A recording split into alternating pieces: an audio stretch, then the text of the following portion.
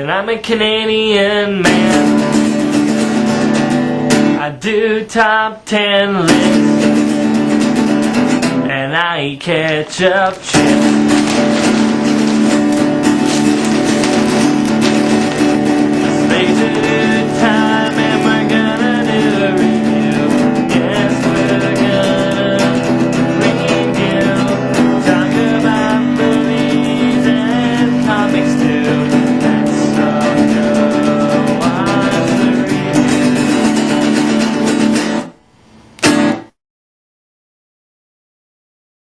Hello everyone, and welcome to another LaserDude 999 video. So today I am going to review a Jonah Hexs comic book called Jonah Hexs: The Six Gun War. Now, I got this book before the Jonah Hexs movie came out. I was getting excited for it before I saw the trailer and the movie. And I thought I'd pick up some Jonah Hexs stuff. So I picked up this, because it was the only thing in Cole's bookstore.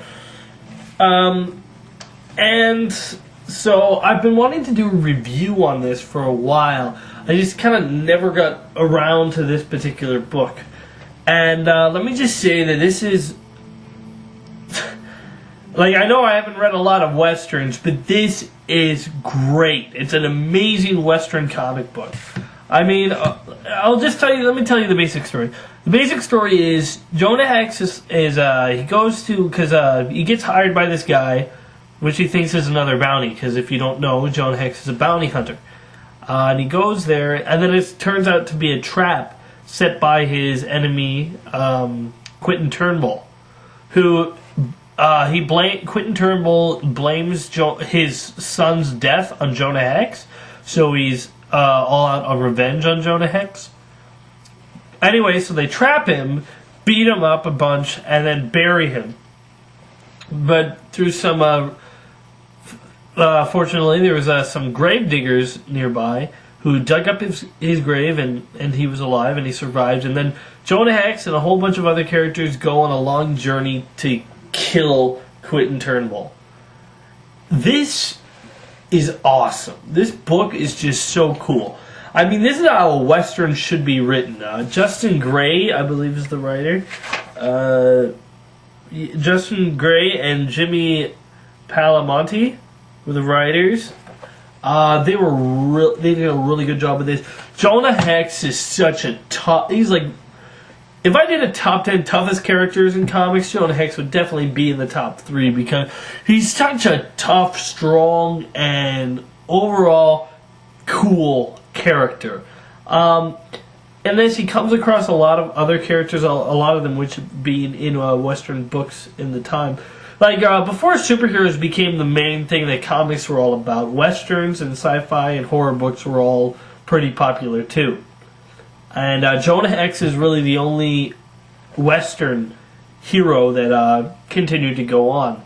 But in this, in this book, they have a whole bunch of the other characters that were written around, old characters that were written around the time that, and they have them in this book. Like, for example, there's Bat Lash, a character who, he's basically like a maverick kind of guy. He's sly, sophisticated. He talks big. He uses big words when he talks. He is this sort of, "Hey, I'm better than you," type of feel to him. And he's he's good with a gun too, and he plays good with poker. Then there's El Diablo, who in this is kind of this like spirit. Basically there's this guy named Lazarus, and whenever Lazarus goes to sleep, El Diablo comes up and haunts. And it is he's almost like the specter of this age. He's like he acts vengeance on those who are evil. And then also in this book there's a girl called Talia Black. Let me just say, this is the character that should have been in the Jonah Hexs movie. Why? Because she's just as scarred and ugly as Jonah Hexs. I mean, that makes her, for one thing, that makes her good. And she's a bounty hunter too. So, she's not just, oh, I'm a prostitute who knows how to shoot a gun. No, she's a bounty hunter too. Because if you think about it, back then, women didn't have a whole lot of options. I mean, they didn't have a whole lot of options of what they could do. Either they were, either they were prostitutes or they married. Think about it, guys. That was the only options that they could really do. So she's horrifically scarred all over her body. So probably she wouldn't be. No one would want her as a prostitute, and no one would want her as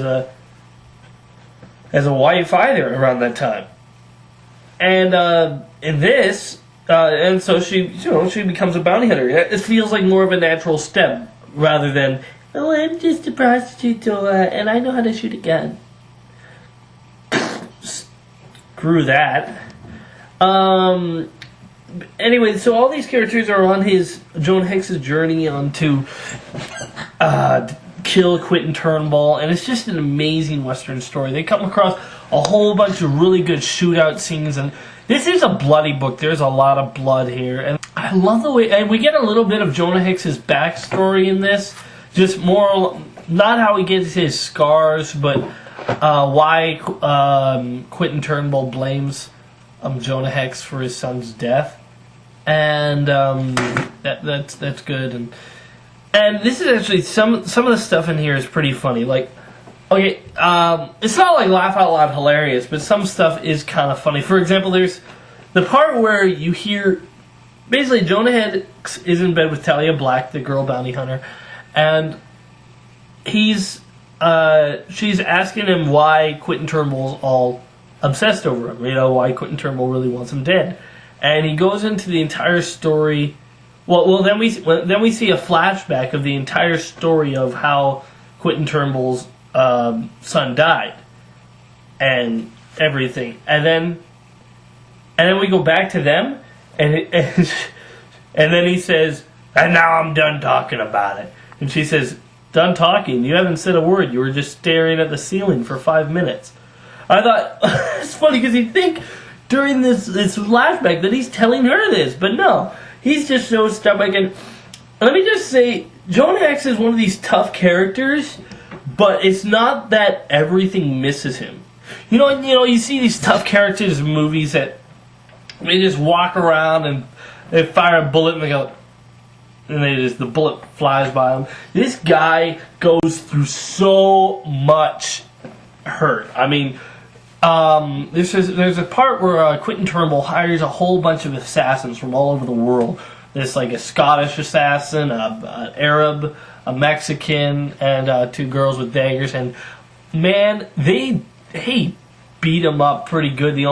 Of course, he comes out on top in the end, and it's a very, very cool fight scene. And but man, like he gets knives thrown into him, and he gets stabbed, he gets shot at. Excuse me. He gets cut across his chest, and he goes through so much crap. But he's one of these guys that can just shake it off. It's not like, well, I got stabbed in the chest, no problem. It's just like, it's more like, oh, son of a, oh, screw it. What I think is funny is when there's a lot of them don't have guns. In fact, none of them have guns. None of these assassins have guns, and there's a part where he says, "You guys," he's like, "You guys got the wrong idea. This isn't a sword fight." He's like, "You brought knives to a gunfight." Shoots him in the face, and it is an overall very cool Western story. This is what the Jonah Hex story should have been like. The Jonah Hex movie should have been like. Should have been like this. And there are parts of this that you can say, oh, well, they tried to make that like the movie, but they just failed miserably at it. So if you guys are kind of getting maybe a little tired of all the superhero stuff around, and you think, well, maybe I want to try something new, let me recommend this Western to you. So all in all, I would say I have to give Jonah Hexs, The Six Gun War, 8 out of 10. So, thanks for watching, guys. Remember, I'm LazyD99, and if I don't like it, it's not worth it. See you around. Be sure to check out more of my other videos on my channel, and wait for more coming soon.